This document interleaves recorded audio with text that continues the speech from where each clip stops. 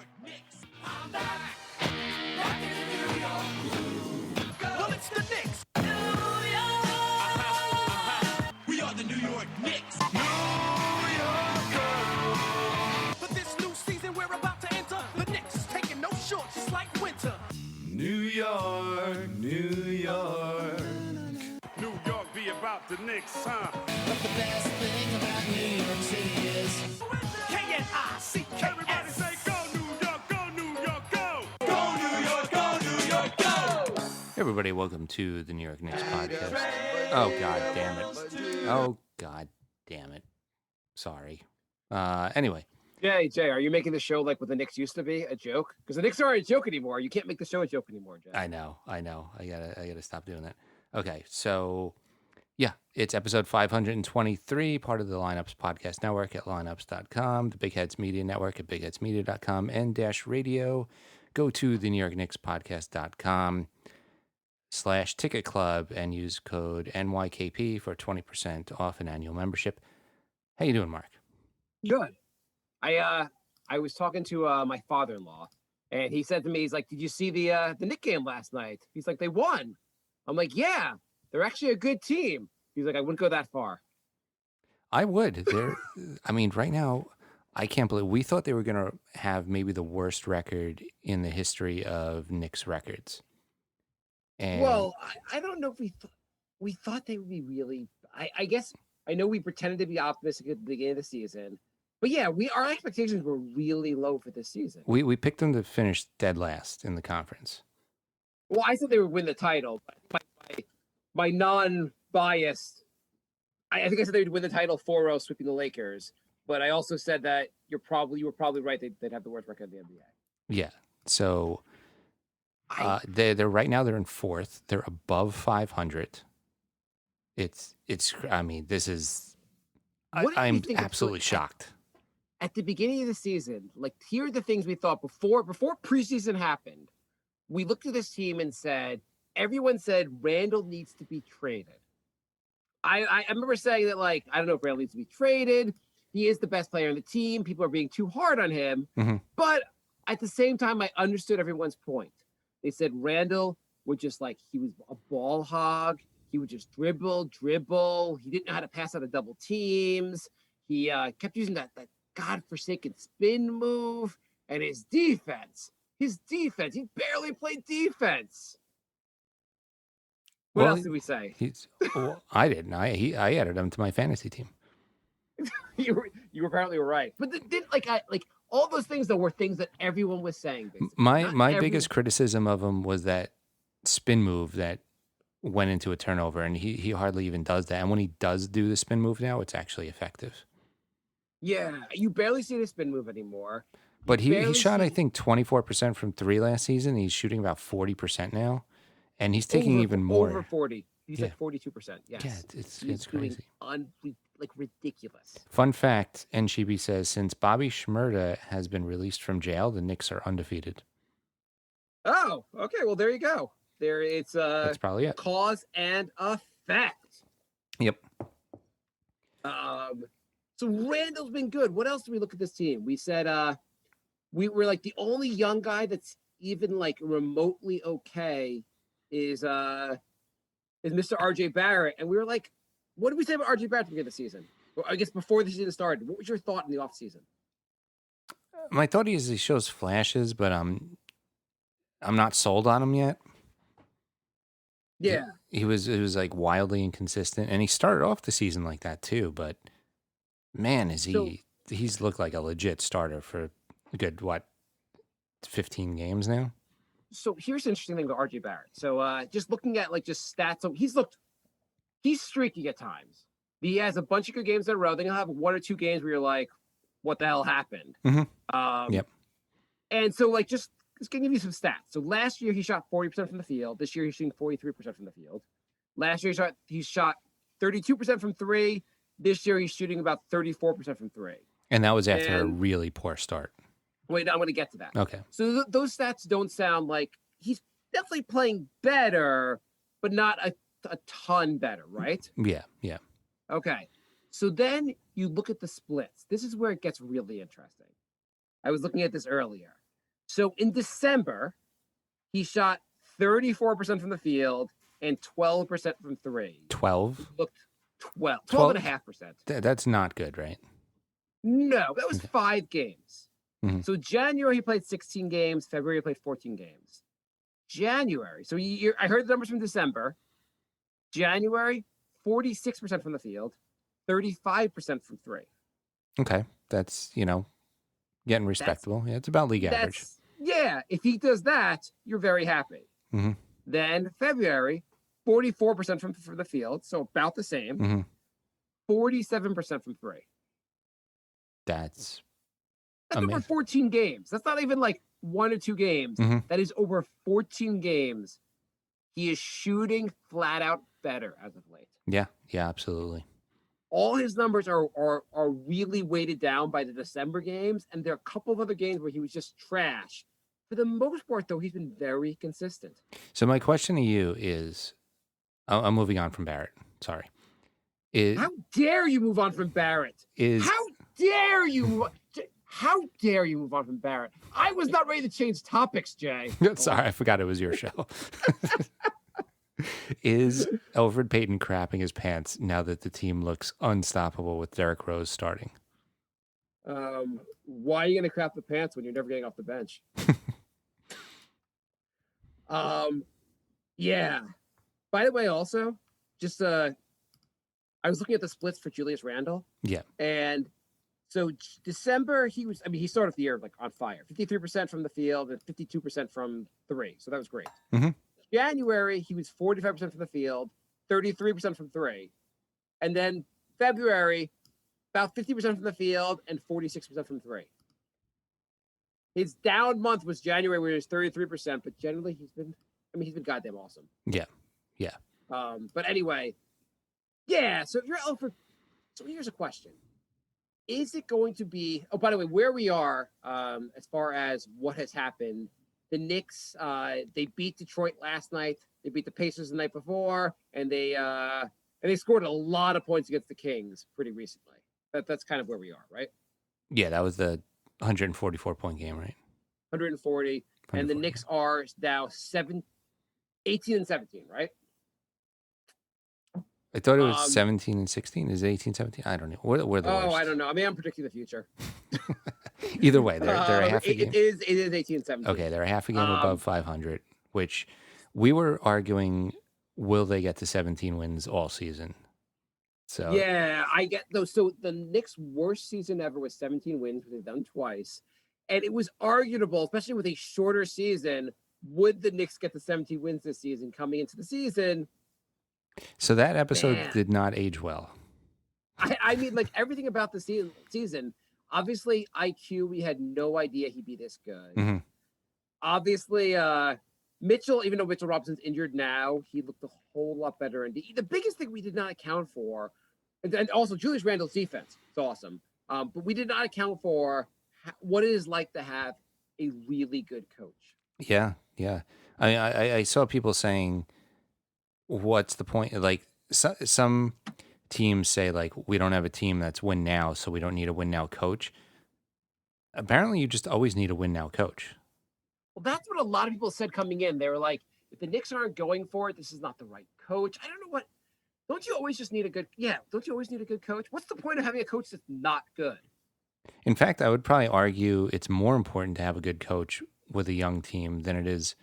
Like, think about that Heat team with the Heatles. Yeah. Like, I probably could have coached that team. Right. I mean, even the New Jersey Nets or Brooklyn Nets or whatever the hell their name.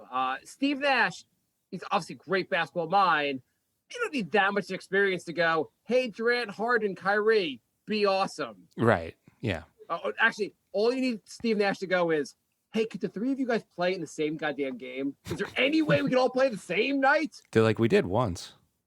I mean, it's unbelievable how they're never healthy the same night. It's really been once, right? It might have been one. Is it once or twice? It's very. The playoffs. Yeah. The playoffs. Like you're like, Kyrie, are you coming? I'm going to be in the second round. Harden said he's got me in the first round. He's covering for me. I don't. But yeah, I agree with you completely. Like having a good coach when your team is not. This is the whole thing of like establishing culture. Like anyone coming in knows they have to give 110% on defense. They have to you have to work really hard to be on this team. Yeah. I mean, look they at Minnesota. You can argue that they have, a similar amount of talent to the Knicks, but they're the worst team in the NBA. I would argue they definitely have a similar amount of talent. There are bunch of, hey, speaking of teams that have a lot of talent and could use a coach like Tibbs, the Hawks fired Lloyd Pierce. Do the Hawks not have enough talent? Yeah, serious. I picked the Hawks to finish the 3rd seed. I think that was just, I don't know what's wrong with them. I don't think there's a lot of talent on that team, and I don't know if it's that. I mean, Trae Young. I don't. What's the issue with this team? Why are they so goddamn bad? I know they don't play a lick of defense, but they have guys that can play. The Hawks are bad. Yeah, they're bad.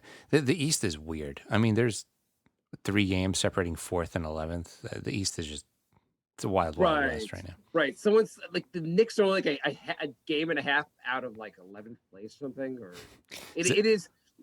What is it? The Knicks are currently they're 4 back of the Nets in 2nd place, and they are also 2 games back of the Pacers in 10th. So things can shift really easily. Yeah. Zapatekos wants to know, when was the last time the Knicks were this good? They're currently 4th seed. Tibbs has done a great job this year. Well, it actually hasn't been that long ago. So twice the Knicks in recent memory have done this. The 16-17 team under Hornacek was, I think, 17-17, and the Derek Fisher team right before he got fired, before the team fell apart, they were 22-22. Both of those teams fell apart, though. Both the teams fell off a goddamn cliff. The 17, both teams won about 30 games each. Mm-hmm. They went from those starts to being atrocious.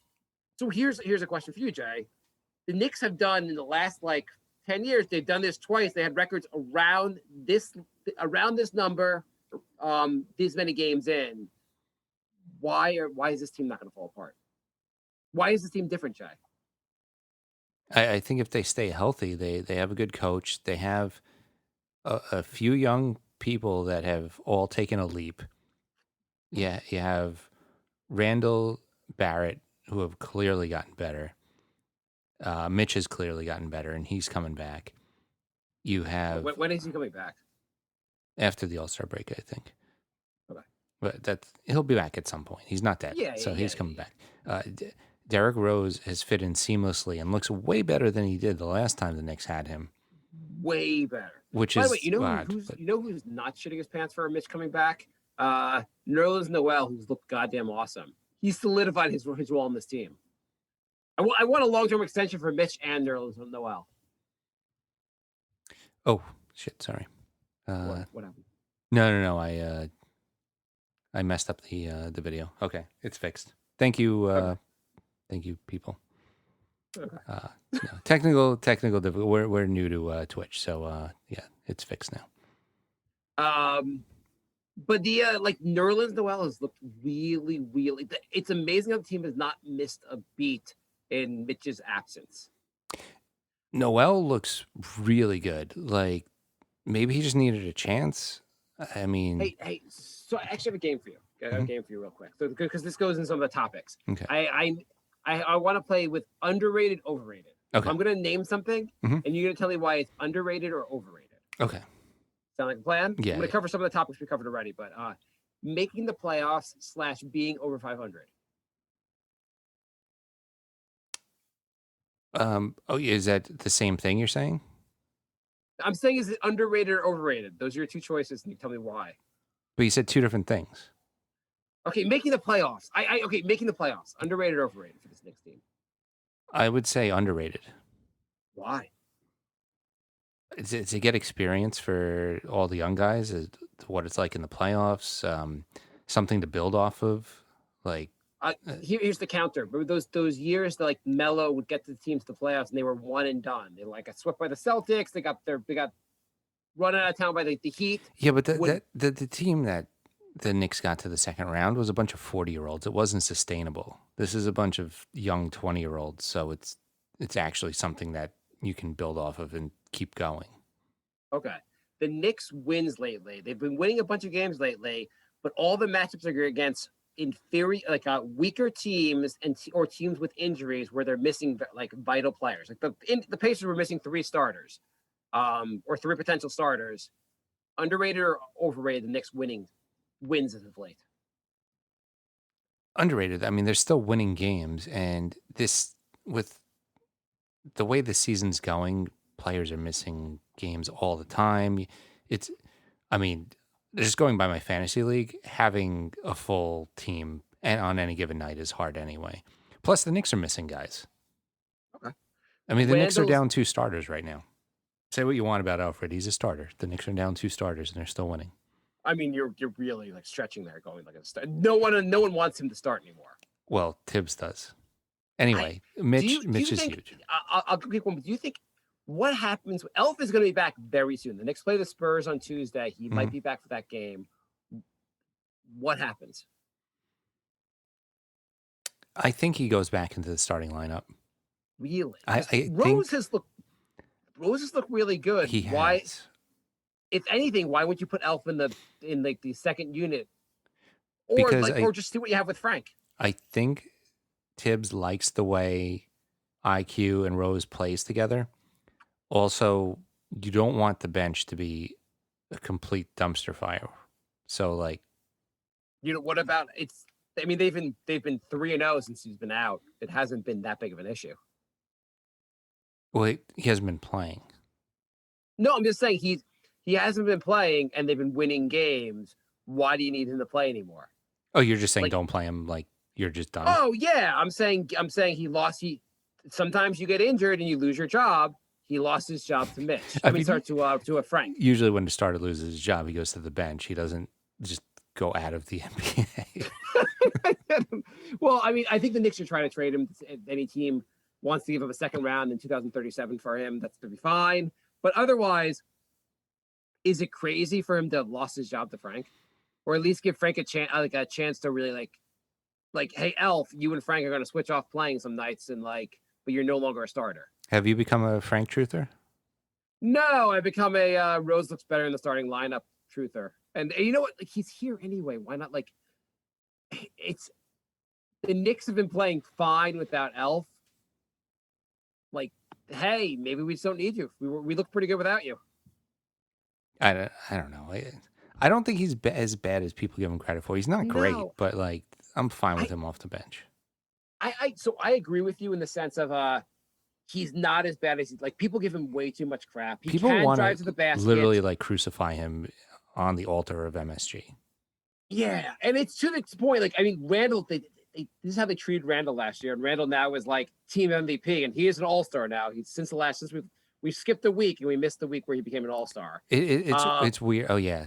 We still got to talk about that, but it's like weird. People wanted to murder Randall, and then like Frank gets an assist, and everyone's like, "Oh my god, this is it."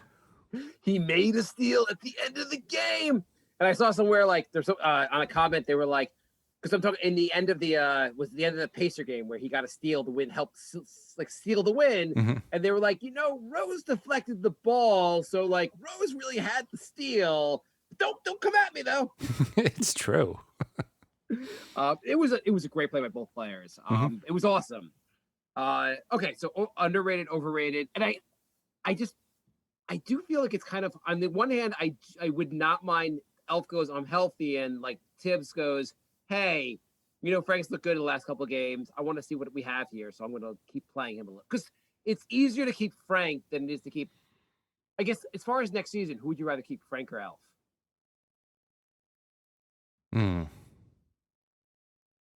I don't know. I think I need to see more of Frank before I answer that. Well, that's why maybe you want to see more Frank, and also right now, who contributes more to winning, Frank or Elf? I don't know. I know the Knicks are 3-0 when Frank plays more than 10 minutes. That's a very small sample size. Very small, and his defense has been pretty good. His offense, he had a couple threes. He does not generate much offense, but he's a team player. Maybe maybe how he plays is more helpful than what Elf does. I don't know. Well, Because Rose clearly is a superior starter right now than Elf. Can we agree on that, right? yeah. Yeah. So why would you replace Rose in the starting lineup if you know Rose is better? Like the starting lineup plays the most minutes. Why put Elf in there over? Yeah, Rose? if you think Rose can handle this many minutes. Look, wait till he gets injured. Maybe he'll get injured soon. But like he's been totally fine. He's not also as reckless as he used to be, as far as like he used to make crazy moves, come down, like his knees, like every time he'd come down, you'd be like, oh my God, his knees are gonna come out. Like in theory, like outside of a freak injury, he's not as injury prone as he used to be. Right. Yeah. And also, I can't believe how much more I like Rose now than I liked him the first time. Seriously. It's like a different player. It really is. Okay, underrated, overrated, Randle's defense. I'd say underrated now. People haven't even been talking about that because he's putting up such crazy offensive numbers, but there's not any plays where I'm like, oh my God, Randle like totally let the guy by, and like it seems like he's trying on every play. He's also like, is he at the point now where you're like, I'm glad he's covering that guy because he's a good defender. Like you had him on he guarded Sabonis. Sabonis did not look very good against him. You had him against he was guarding Jeremy Grant. Jeremy Grant did not look very good when Randle was covering him. I'm gonna clear out the chat room right now. I like Randle better than I liked Melo. Well, you're saying that because he's playing defense. You're saying that because he passes the ball. Those are the two big reasons you're saying that? Yeah, well, Melo, yeah, he was a better scorer, but he didn't really do. You can't even argue. Melo was a better scorer. But he didn't do much else. I think the assists and the defense put Randle over the top. Melo got the rebounds. I know like he got rebounds. He was a very good rebounder. Randle is better at rebounding, but Melo did rebound. Yes. Yeah, no, Melo is an elite scorer. He not always efficient, but he was an elite scorer. I don't know this season. I mean, I guess we don't know how Randle will be going forward, but this season, what we've seen of Randle so far is as much fun or as good as anything we saw from Melo, really. Yeah. When you add the defense and add so you're saying underrated for the defense. Frank's current play, underrated or overrated? The last 3 games of Frank. Overrated. Why overrated, Jay? Because people are going. I'm just going by what I see on Twitter. People are going absolutely nuts. It's been fine. I'm happy with it. He's been decent. But if you go on Knicks Twitter, you would think that the guy is like holding everybody he guards to 0 points and like stealing every pass. It's insane. We need to pump the brakes a little bit on. It's really like we're watching him like, oh, maybe Frank is better than Knox. And Knicks Twitter is watching going, hey, maybe Frank's better than Jesus. Yeah. Let's pump the brakes a little on the whole Frank thing. He's fine. It's okay. So the one thing I noticed, and I think I noticed it more so in the Detroit game, because the Pacers, like when IQ and Burks are going off, then actually they didn't look good in the Pacers game. They look good. They look really good in the Kings game. When the second unit, if IQ and Burks are not going off, Frank doesn't really add a lot in offense. Or I guess Frank does not really create his own shot, which is an issue. How many guys in the court do you need to like create their own shot to make a 5-man rotation work? Ideally 2, because if you have 1, you could double team them or even triple team them. If you have 2, you have to stay honest on defense. I think unless you have elite shooters, you need 3 guys on the floor that can create their own shot. I mean, everyone's got to work together and play team ball, but having 3 guys in the court that can create their own shot, I think makes it, because when you have Burks and IQ out there, but no one else can really create their own shot, I think I did like the units better with the one thing about having Derrick Rose there, you have 3 guys in the court that can create their own shot, and that makes them a big difference. Yeah. Well, I mean, but that's what. Yeah, having the shooters there is. The Knicks definitely need a few more 3-point shooters. Yeah, I mean Frank. I do want to see where it goes with Frank. Okay, underrated, overrated. The need to sign Mitch to a long-term deal.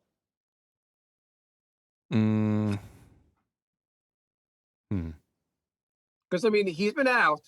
The Knicks defense has actually looked pretty good without him.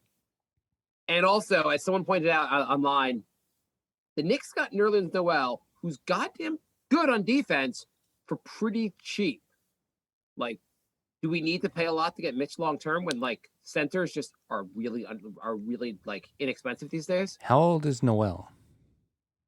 He's like 27, 28. Let me see. He's not that old, but I mean, I really 26. He's 26. I really like the idea of bringing them both back.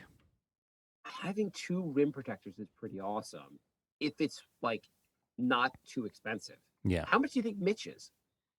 4-year deal for Mitch. What is he getting on the open market? What can the Knicks bring him back? I don't know if he's getting a ton because he doesn't really have much of an offensive game. I mean, he's definitely getting like at least 10, but I don't think he's getting 20, 30. Well, if he's getting 20, then he's just too expensive. 4 years, 40 million, to me seems like let's do it in a heartbeat. Yeah. 4 years, 70 million. I don't know if Mitch is that good. Yeah.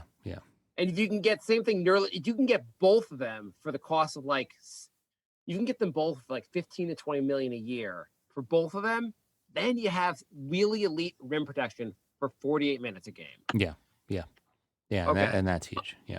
Underrated, overrated, RJ's improved shooting. If he can sustain it, it's underrated. Because when he looks good, it's a completely different team. The Knicks seem to go the way RJ goes because Randle's always good. But if it's just Randle, the Knicks struggle. But if RJ is rolling, the Knicks are rolling. Okay, underrated, overrated. Reggie Bullock's recent play. And he's a guy we've been always disappointed about because he never shot as well. Like last year, he shot 33% from 3. This year, he's now shooting 38 from 3, at about 4.5 shot threes a game. I feel like he's been shooting better lately. What do you think of his play lately? Underrated or overrated? I think lately it's been. I also was trashing him earlier in the year. You were saying he should get 0 minutes a game. So yeah. I'm gonna say underrated. He's been justifying his starting role lately. So interesting. So in December, he shot 31% from 3, which for your 3-point specialist, garbage, right? Yeah, absolute trash. Yeah. In January, in 11 games, he shot 40% from 3. That's awesome, right? Yeah. In February, in 14 games, you know what he shot? 40%. Over the last 25 games, he's been shooting 40% from 3. All right, so slow start. Yeah. On about a little over four threes a game. I actually, if anything, he should shoot an extra 3 a game. Yeah. I think his play. For whatever reason, I feel like I've noticed that they've made more of a conscious effort to make sure Bullock shoots threes as an offense. Yeah. Underrated, overrated. The locker room risk of benching Elf. Not basically the rest of the team's reaction to Elf, a veteran who was a starter, becoming just getting glued to the bench.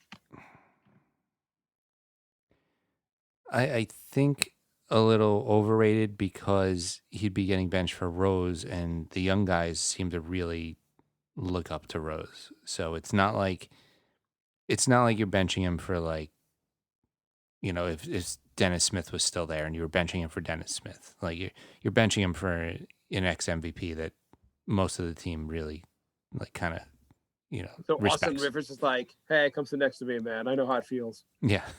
But really, he's being benched for Frank because you can move him. Like, yes, Rose is taking his starting minutes, but his overall minutes are going to Frank. Is there any risk about saying like Frank, who hasn't done as much, is going to like Elf has not been that bad lately? If you are going to completely just not play him, trade him. Trade him for a 3-point shooter. Well, he has no trade value. Come on. You really don't think so? I really think he does. I think it may be a 2037 second round pick. No. I don't think anything more than a second round pick that's many years in the future. I think if a contender needs another point guard. Who's trading for who needs him? He's a solid enough player, and you're like the Lakers, someone who can add him, and he would be okay, I guess. I could see the Clippers wanting to add him. Maybe the Raptors Lowry looks like he's on his last legs. What if, When's the trade deadline? 3 weeks? So Nomad actually wrote, thinking of the trade deadline, which is 3 weeks away, should the Knicks be buyers, they have the cap space and a few picks to play around with, and the young talent who were selected high in the draft. Okay, before we answer his question, I have a couple more underrated and overrated because it's relevant. Okay. Underrated, overrated. The need to bring in Andre Drummond. I would say overrated, but I would like to see them do it just so the Nets don't get him. Oh, I don't care. I think it's overrated. He's not part of the future. I guess I would say overrated overall is making win now moves at the trade deadline. Yeah, I wouldn't give anything up for him, but if he gets cut and you could just throw him some cash for the rest of the season, why not? But then you also would you almost rather see Toppin get center minutes? Like Andre Drummond comes in, he's going to take 25 minutes a game. Do you really want to give Drummond 25 minutes a game for half a season? No, I just want to cockblock the Nets. That's really it. There's no basketball reason behind it. I don't want the Nets to get him. Underrated, overrated, keeping Burks at the trade deadline. So going the opposite, should we trade Burks? If someone's going to be giving us a late first round pick, pick 26, would you trade Burks for him? I think so. Yeah, I think so. Yeah, I think so. On the one hand, I don't think I want to trade talent. I don't want to make any moves at the trade deadline. They're going to cost us our future. Mm-hmm. On the other hand, we have 2 first round picks this year. We have 2 we have 2 this year, 2 in 2 years. We have a couple second round picks. We have cap space. I might just want to keep Burks. Is that crazy? No, it's not crazy. I mean, the team is playing well. They're gelling well.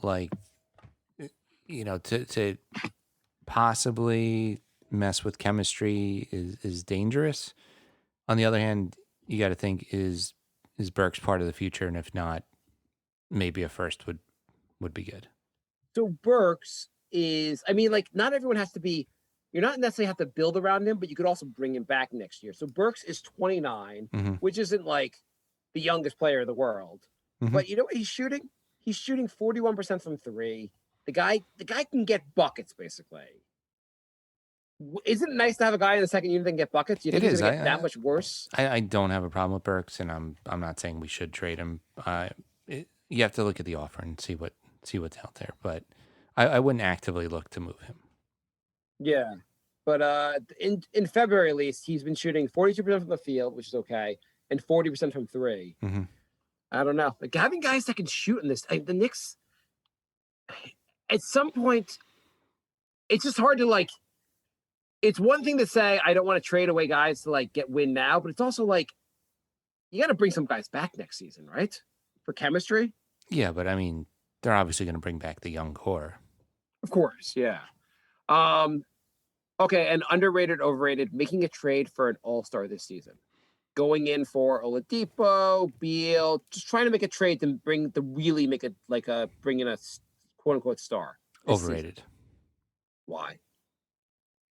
Because to do that kind of move, you're going to have to give up so many assets. It's not going to be worth it. To get Beal, you're going to have to trade half the team. And then what do you have? Right.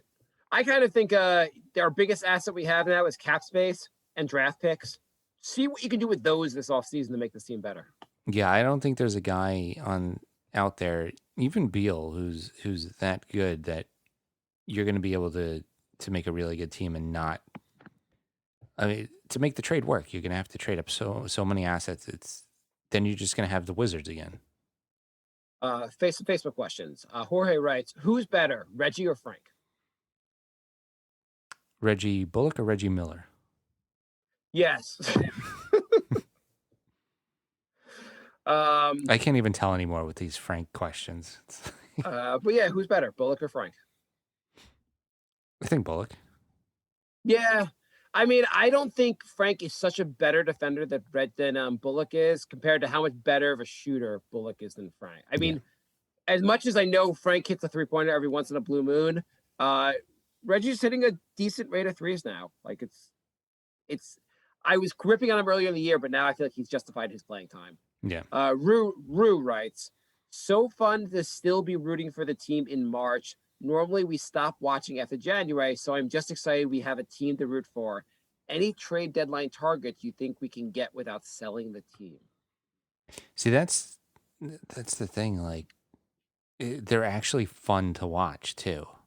It's Yeah. I don't know. I haven't. It hasn't been like this in a while. This is so nice. Yeah. By the way, Jay was almost out on the entire team before the season started. He's like I can't even watch them play anymore. And then like we thought about recording last night, and Jay's like, "There's a game on. I need to watch the game, Mark. Let's do the show tomorrow night." Total 180. I was like, "Okay, that's cool. That's cool. I love watching this team." Well, so like when we do a show when the game's on, nobody joins the chat. Oh yeah, that's true too. But it's just it is a fun team to watch. Like you really like, yeah, it's just fun to root for this team. By the way, Obi-Wan is in the slam dunk contest. What Yeah. do you think? Is he going to win this? Hopefully. I mean, I hope so too. that's fun. I mean, now we got All Star game and dunk contest. Yeah. How can they put IQ in the 3-point shooting contest? Give us the trifecta. That would be nice. Would be nice. Real nice. Frank. Oh, any trade deadline targets? I don't know. Is there anyone you be targeting? There's nobody I think that's available and wouldn't gut the team. Like, I think you just wait and see if anybody gets bought out and see if you take advantage of that. Yeah, I'd rather roll with kind of the team. I like the Rose move was good enough. I'm good with this team going forward. And this offseason, do you need to sign an all-star, or do you need to if you can get an all-star or two very good players for the same price, what would you rather do? Two very good players. Yeah. I think all around is the way to go. Unless you can get like a Durant or a LeBron in their prime, an all-around team, I think is better. If you also you have 2 first-round picks this year, if you can get one between the two of them, you can get at least one very solid bench player, if not a starter from the draft. Mm-hmm. That would be awesome. Yeah. Whatever. Frank writes, since both are back in town, can you guys bring back the Woodson and Rose interview bits you used to do? Also, what do you guys think of Steven in Canada is up to these days? I'm assuming Steven in Canada, he has been basically drunkenly celebrating since the Raptors won the title 2 years ago. I fear Steven's not even alive, to tell you the truth. I have no idea. Steve, if you're out there, we both Jay and I are both worried about your we would love to hear from you just to make sure you're okay. Yeah. As far as the other question, the Rose, people seem like I like the Rose bits, but no one else seemed to like the Rose bits. Woodson, I thought you were gonna get Woodson back on, Jay. Yeah, he agreed to come back on, but Woodson has not done any interviews, so nobody really knows what he sounds like anymore, so it doesn't make much sense. Yeah, we can do it anyway. We need a good Woodson interview so we can refresh everybody's memory. Yeah, that's true too. But I like the coaching staff. I like everything on this team. This is pretty awesome. And any emails? Yeah, I'm gonna go to the chat real quick. Nick writes, the Knicks need to stay pat at the trade deadline. Don't ruin the vibe this team has going on. I kind of agree with that. They're the 4th seed. They're above 500. Let's see what they can do. You know, this is the 3rd time in the last 20 years the Knicks have been over 500 after 35 games. It's crazy. Also, what I loved, apparently, when Tibbs was asked, with the Knicks being 18 and 17, they're like, "Oh, are you happy now?" He goes, 1, I'm never happy. 2, I always think we can get better. Nice. That's kind of what you want from your coach. Yeah. Andrew writes NBA GOAT rankings. 1 is Frank, 2 is Steve Novak, and 3 is Michael Jordan. By the way, I don't know how we've missed talking about the gigantic NBA news. But maybe one of the greatest Knicks ever has retired. Do you not know this, Jay? One of the greatest ever Knicks has retired? Yes, one of the greatest Knicks ever. Sorry. One of the Knicks' greatest hilarious signings has retired. Joakim Noah has announced his retirement. Wait, he's still getting paid. Apparently he's retiring, though. Can we stop paying him now, please? That's what I was wondering. I don't know, but apparently he's announced his retirement. He's not coming back, but he's still taking the Knicks money. Is there any other world where that works where I can just call it my job and be like, I'm retiring, but please keep paying me for the next year and a half?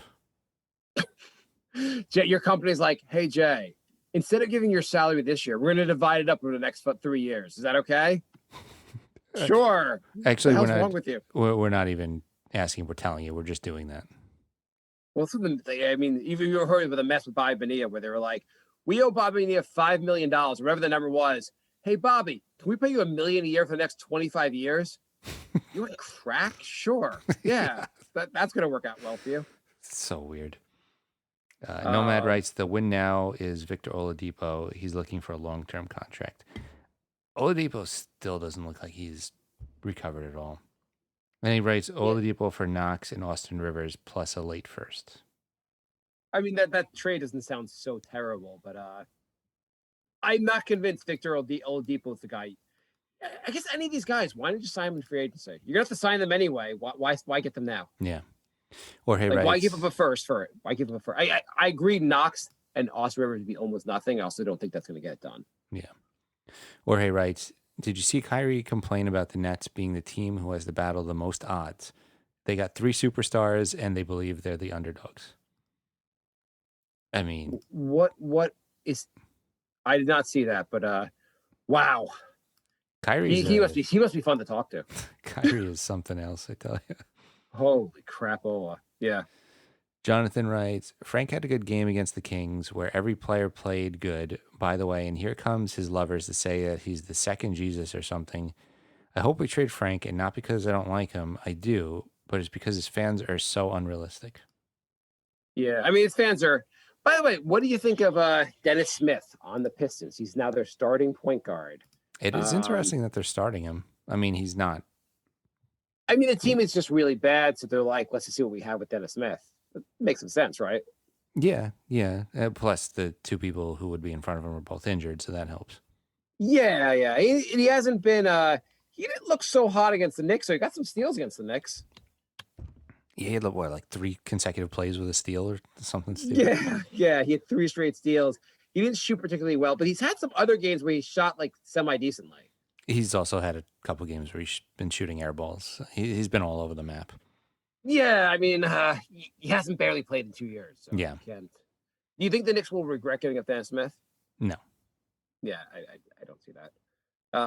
But do you think the Knicks would regret giving up Knox or Frank? No. Yeah. It's just like, I wonder if either one of them can transform their game within a few years, actually become a really productive player. It's possible. It's just the list of players who don't look great after 4 years and then become good is very small. It's the question really is, like, Knox is aggressive, but like just out of control a lot of time. Like, he shoots a 3, that's fine. His form looks good. Sometimes they go in, sometimes they don't. But going to the basket, he just doesn't look. Anytime he drives to the basket, he looks out of control. Ntilikina just has no aggression.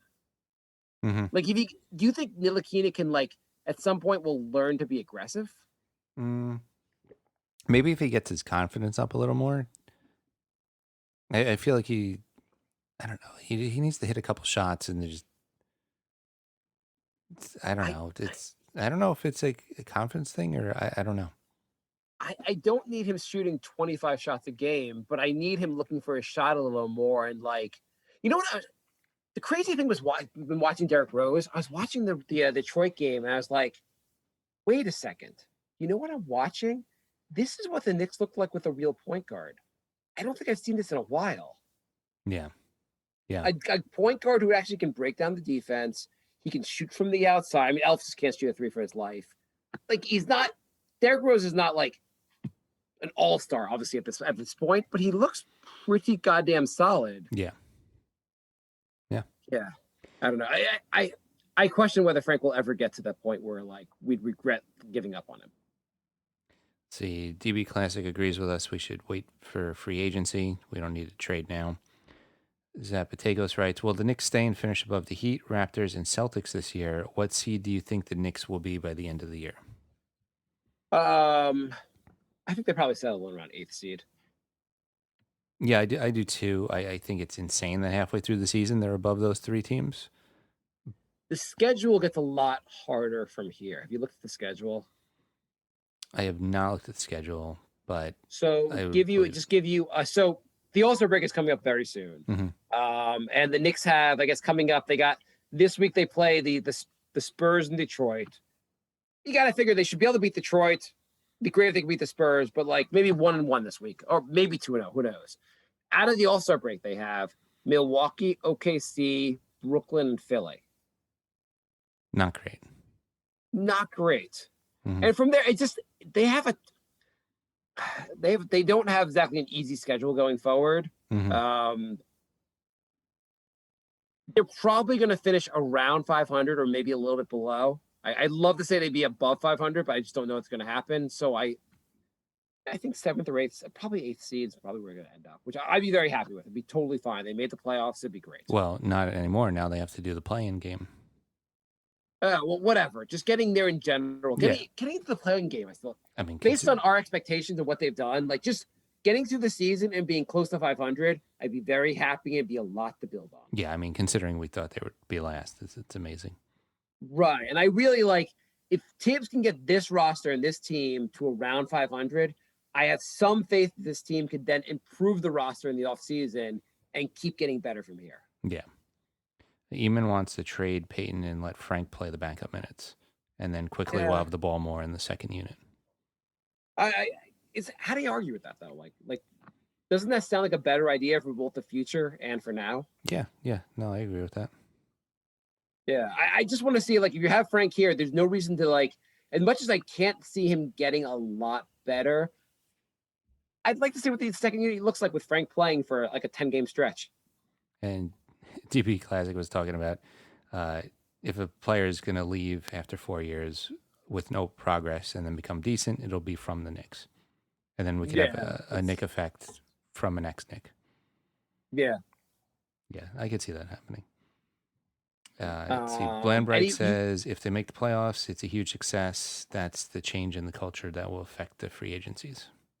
Yeah.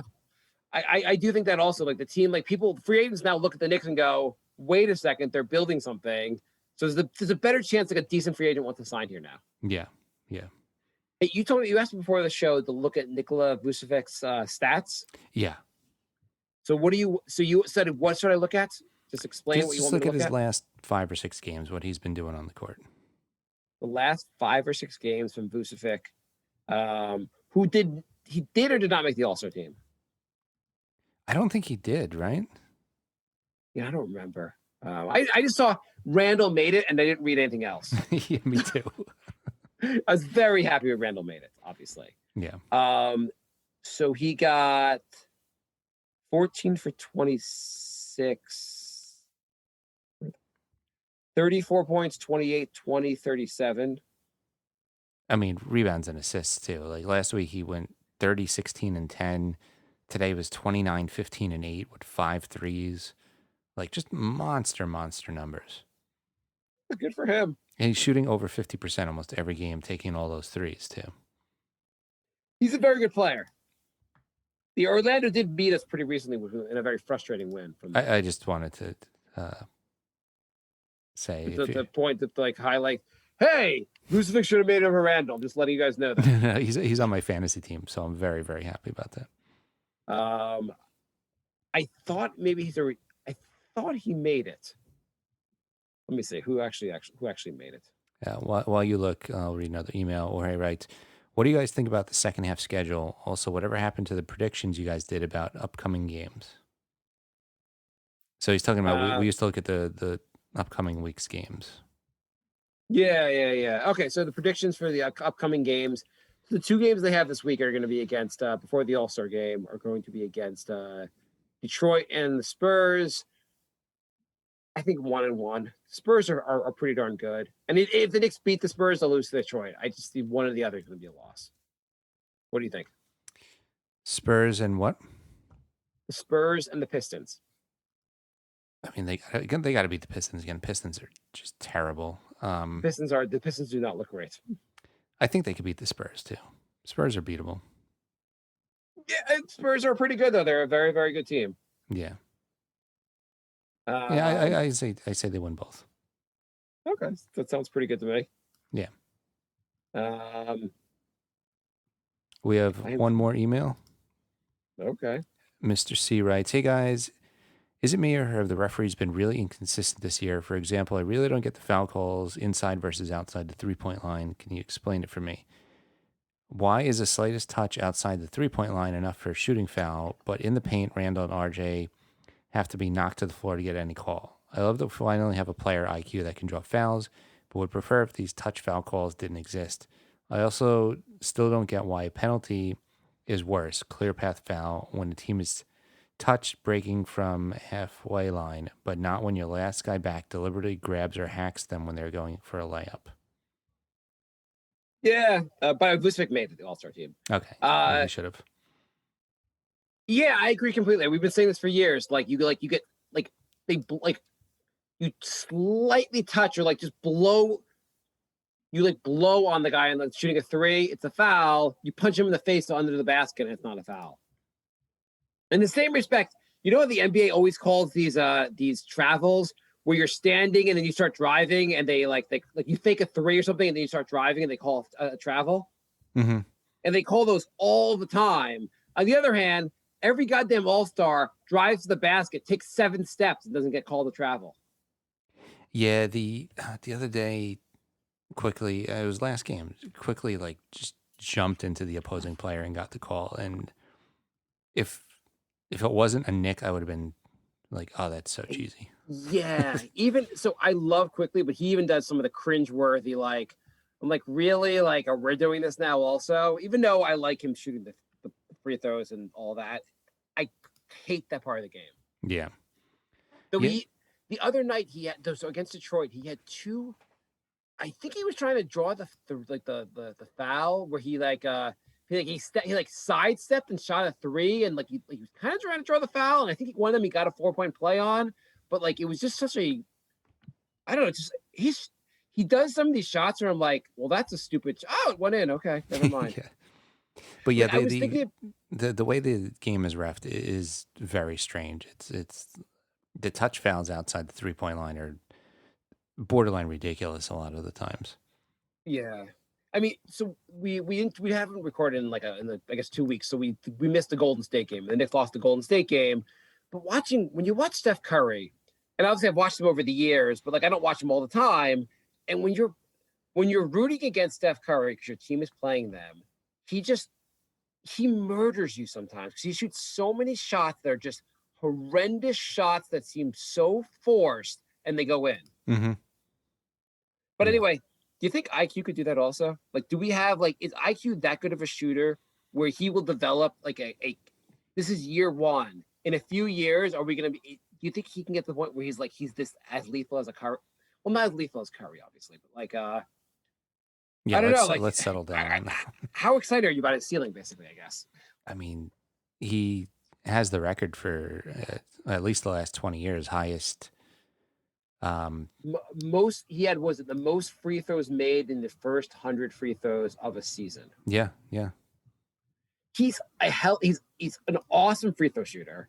He's got a great he has a great touch. He knows the only thing I have to say is his floaters, I guess, one more overrated. His IQ's floaters, underrated or overrated?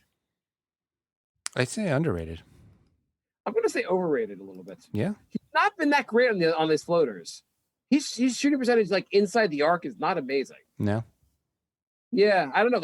Doesn't it seem like a while since he's been hitting those consistently?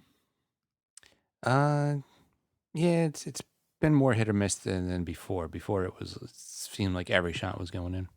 Yeah, I mean he's streaky also, and he's and you have to expect that a rookie will be streaky but his shooting is just awesome. So we are out of time for the podcast, but we'll stay on a few minutes for the live room.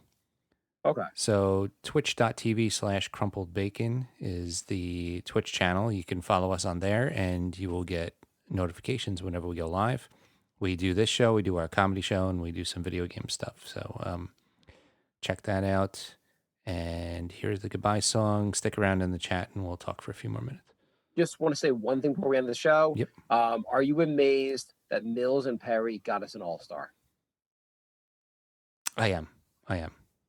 Yeah. They did something right. They did something right. Goodbye,